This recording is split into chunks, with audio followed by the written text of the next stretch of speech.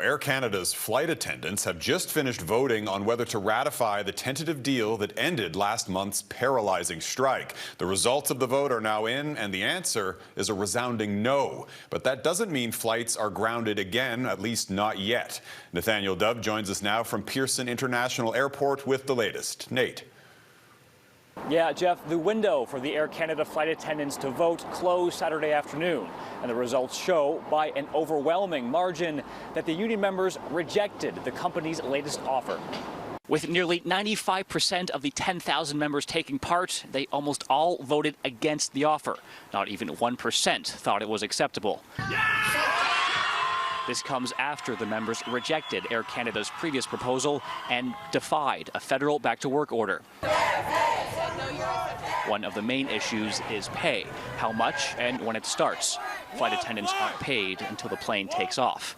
Air Canada's most recent proposal would have paid attendants on a narrow-body plane on the ground for 1 hour at half their normal rate. That pay would rise over several years. On wider-body craft, they get paid for an hour, 10 minutes. The offer would also boost salaries between 8 and 12% in the first year. McGill University professor Barry Idlin says flight attendants used to be paid well in the air to offset not being paid for their work on the ground.